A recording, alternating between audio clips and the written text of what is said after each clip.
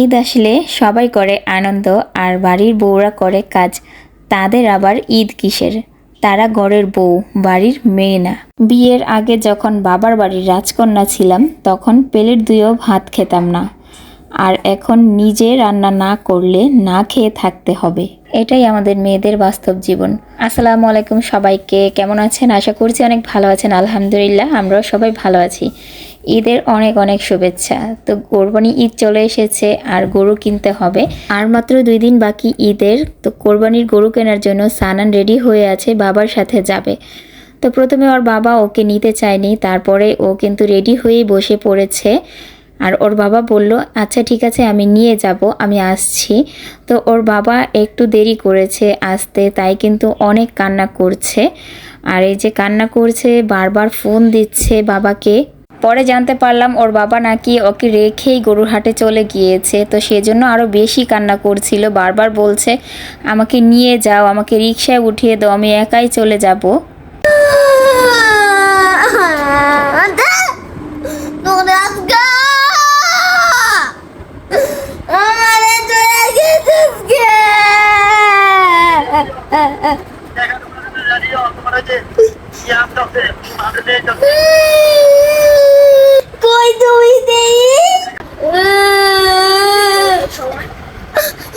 আর এই তো অনেক কান্নার পরে কিন্তু আমার ছেলেকে নিয়ে গিয়েছিল।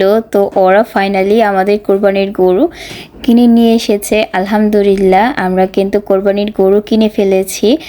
আর এখন রাত 1টা বাজে। তো সানানও ওর বাবার সাথে হাটে গিয়েছিল। আমাদের গরু কিনেছি হাজারীবাগ থেকে।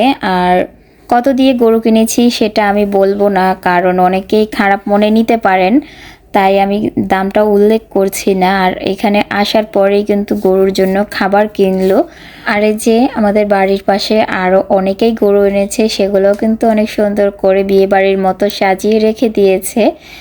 তো এখন সানান কিন্তু গরু নিয়ে অনেক ব্যস্ত। তো গরুকে এখন অনেক যত্ন সহকারে খাওয়ানো হচ্ছে আর বারবার বলছে এটা আমার গরু, আমার গরু। A few moments later.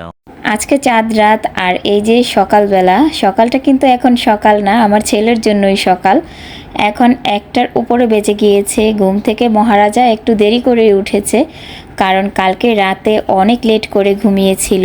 ঘুম থেকে উঠেই দাদার বাড়ি থেকে দাদাকে নিয়ে আসলো গরু দেখানোর জন্য। আর এই যে আপনাদের ভাইয়া কিন্তু আরও একটা লাল কালারের গরু নিয়ে এসেছে, কারণ ছেলে বায়না করেছিল যে একটা গরু আমার হবে না, আমাকে আরও একটা গরু কিনে দাও।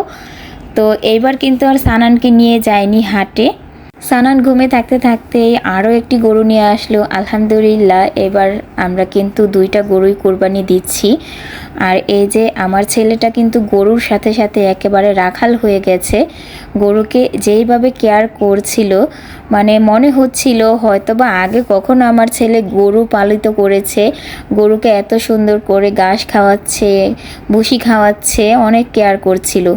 সারাটা দিন আজকে একটু বাসায় আসছে না, সারাটা দিনই যেন ওই গরুর সাথেই থাকছে। আর এদিকে আমিও ঘরটা গুছিয়ে নিচ্ছি, ভালো করে একটু ক্লিন করে নিচ্ছি। আমরা গৃহিণীরা সবসময় ঘরে থেকে ভাবি যে ঘরটা কিভাবে সাজাবো, ঘরটা কেমন সুন্দর করে গুছালে ভালো লাগবে, সুন্দর লাগবে। তো এরই মাঝে আপনাদের ভাইয়া আমার কষ্টের কথা ভেবে কিন্তু একটা চুলা নিয়ে এসেছে। তো আজকে থেকে আমার আর কষ্ট করতে হবে না চুলা নিয়ে। আমি অনেক দিন যাবৎ আমার গ্যাসের চুলাটা নিয়ে অনেক কষ্টে ছিলাম। অলরেডি আমার বাসায় কিন্তু একটা গ্যাসের চুলা আছে, কিন্তু সেটা আমি জায়গার অভাবে কিন্তু লাগাতে পারিনি। আর আমার যে চুলাটা এখন ব্যবহার করতাম সেটা নষ্ট হয়ে গেছে। তো ফাইনালি আজকে আবার নতুন একটা চুলা এনে দিয়েছে। তো আজকে থেকে আমি আবার এই নতুন চুলায় রান্না করব। তো নতুন চুলা পেয়েই কিন্তু সুন্দর করে আমি চুলার গ্যাসটা ধরিয়ে দিলাম। আর দেখেন কত পরিমাণে গ্যাস।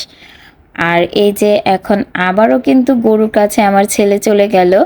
আর এখন রাত হয়ে গিয়েছে, তারপরও কিন্তু গরুর সাথেই থাকবে সারাটা দিন। আজকে একটু কিছু খাওয়া দাওয়া করাতে পারিনি, বাসায় আসেনি, গোসল করেনি, গরুর সাথে গরু হয়ে যাচ্ছে। সারাদিন শুধু কোল্ড ড্রিঙ্কস খাচ্ছে। আমি বারবার ওকে দেখেছি, যতবার এসেছে একটা করে কোল্ড ড্রিঙ্কসের বোতল ওর কাছে। তো অনেক গরম, হয়তোবা সেজন্যই বারবার কোল্ড ড্রিঙ্কস খাচ্ছে। তো অবশেষে আমার ছেলে এখন রাত 10টা বাজে বাসায় এসেছে। আসার পরেই আমি তাড়াতাড়ি ওকে গোসল করিয়ে দিয়েছি। তো ভেবেছি এখন একটু কিছু খাইয়ে দেব। তো ওর জন্য আমি নুডলস রান্না করেছি, আর এই নুডলস খাবে না। ওর জন্য আমি কেন কোকোলা নুডলস রান্না করলাম, ওই ম্যাগি নুডলস খাবে, মিস্টার নুডলস খাবে। তো এই প্যাকেটটা নিয়েই বসে আছে।